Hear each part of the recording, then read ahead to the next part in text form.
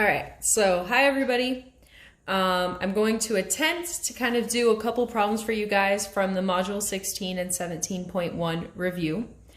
Similar to how we would go over a couple problems right before we take a test that we usually do in class on the board.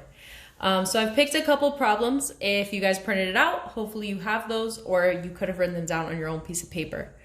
So I'm gonna go over a couple questions. Again, this is from the Module 16 and 17.1 review.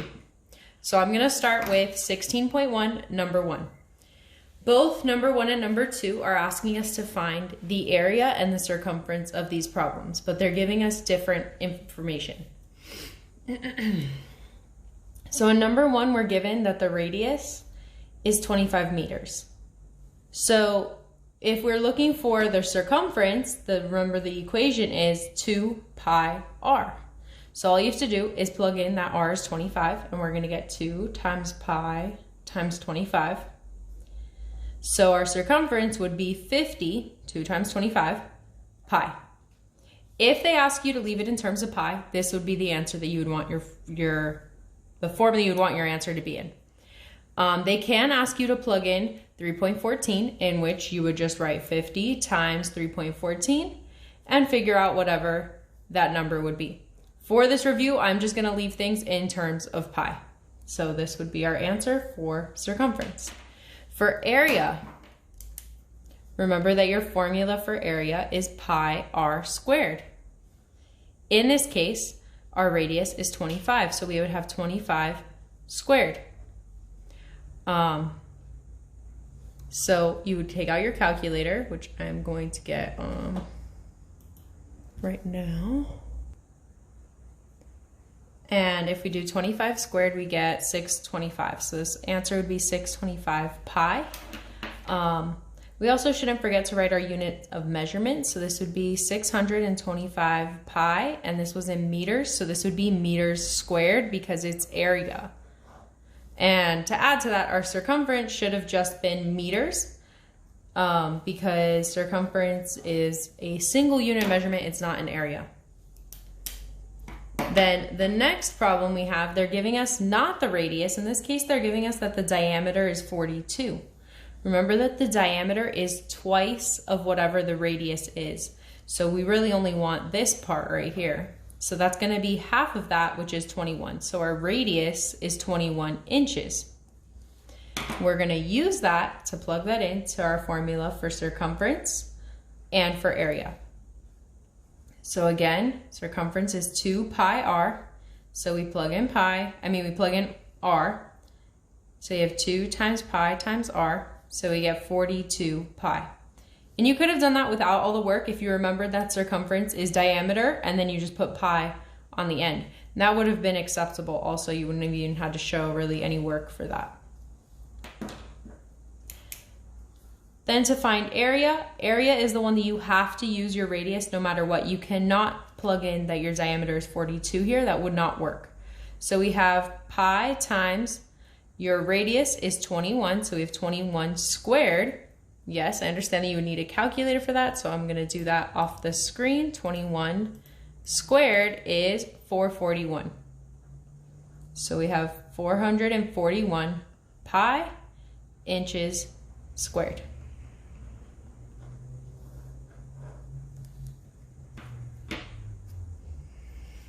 All right, and then moving to 16.2, here we are being asked to find the arc length of the section of the circle that they're asking for. So in this case, they're asking for the arc LM.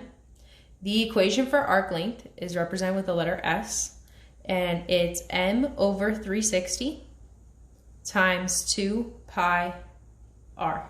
So if you notice, this is the equation for circumference, and this is the portion of the circumference that we want.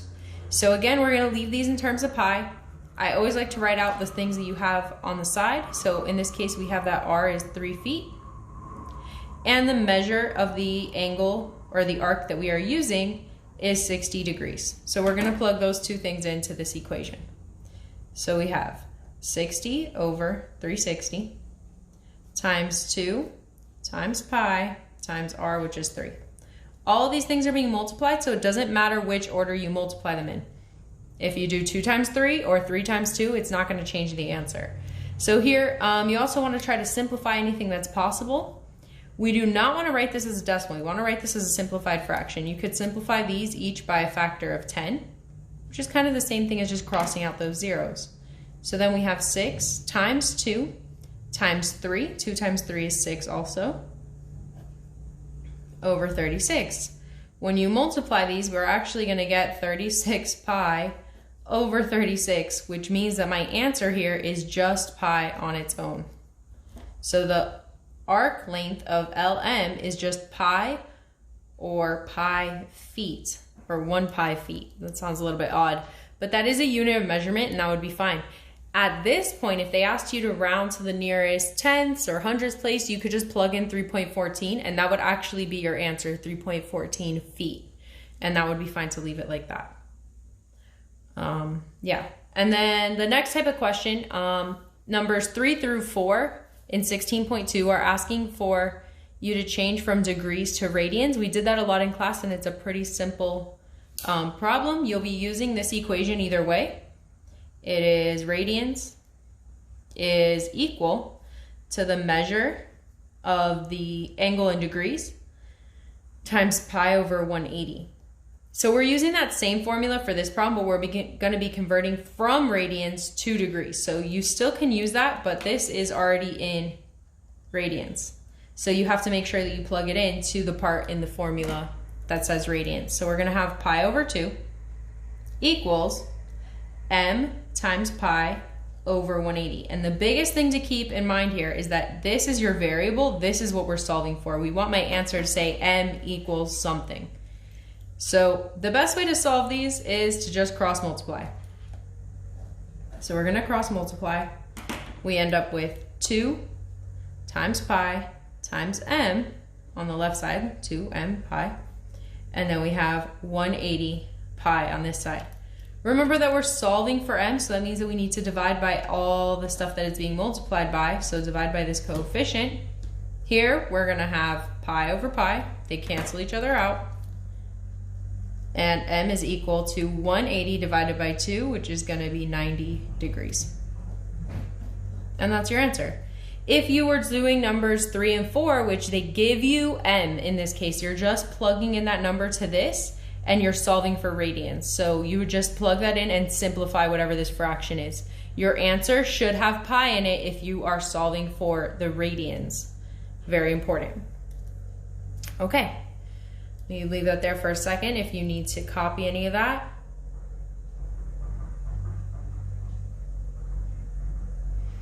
All right, and then let's do a couple problems from 16.2. Also keep in mind, you guys know how quickly I talk sometimes. If you need to pause this video and write down some problems or rewind so it's explained again, that would be a great idea to do that. All right, so then we have 16.3 is asking us to find the area of this section right here. So it's just a portion of the circle, it's not the whole thing. And the formula for that is area of that sector is equal to the measure of the angle here, or the arc, in degrees divided by 360 times the formula for the area of the whole circle, which is pi r squared. So we're going to stick to using that formula. Again, always a good idea to write down the information that you have. Here we have that our radius is 18 and the measure of our arc is 140 degrees. So let's plug that in. We have 140 over 360 times pi, and then we have 18 squared. So writing this out, we would have, the first thing you might want to do is 18 squared. So we could do 18 times 18, which is 324. So I'm going to have 140 times pi times 324. All of this over 360, and that's just an easy, simple way to multiply this. I just did one thing at a time here. You can actually multiply all of this times each other, so let's do 324 times 140. And we get this huge number, which is fine. 45,360 divided by 360. Let me see if that actually divides evenly. It might. It does. So don't forget the pi there. This does divide evenly, so it's 126 pi.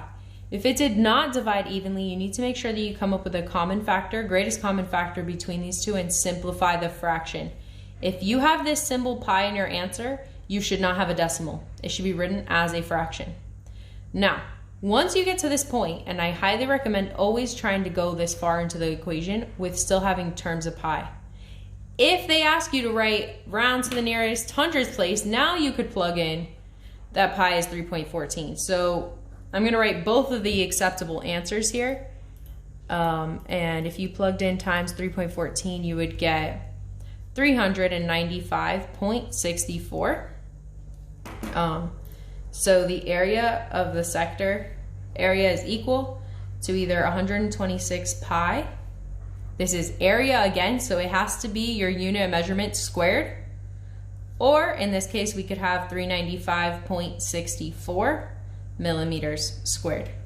So both of these would be acceptable answers depending on which form that they ask you for the answer in. Pay close attention to that on your test when you take that on Wednesday or Thursday, because it's an online thing. If you mess up and you don't write it in the right form, it's going to mark it completely wrong. Even if you had it like this and it's asking for it like this, even though it's essentially the right answer, if you didn't write it the right way, it's not going to accept it. So be very careful of that on your test tomorrow, or whatever day you're taking it, Wednesday or Thursday. And then the last one that I'm going to go over, so I kind of just went over one of each type of problem, is in 17.1, number 2. It's asking us to write the equation of a circle in standard form. The equation of a circle in standard form is x minus k squared plus y minus h squared equals r squared. Okay, and the important pieces here are, actually I wrote that backwards. This is supposed to be k and this is supposed to be h. It's not really a big deal. But the important part is that these two numbers come from this. This would be your h and this would be your k. The easiest way that I remember it is that x coordinate is going to go with x and the y coordinate is going to go with the y. And also your radius you will be plugging in right here for r. So I'm just going to rewrite this and make sure that it's written out very clearly, so you can see where all these numbers are coming from when you have to plug them in. So we get our h is going to be -1. You have to plug in the negative part there. And then you have y is 8. And our radius is 5. The only thing left to do to make sure this is written in standard form nicely is just to make sure that everything is written out properly without any double negatives or anything like that. And you do want to simplify this. This would be 25. 5 squared is 25. The last part of this question is it does ask you to graph. You can graph this without writing this equation. So you can graph it just from knowing this information up here. Obviously, this is not going to be the most perfect graph, but I will do what I can here.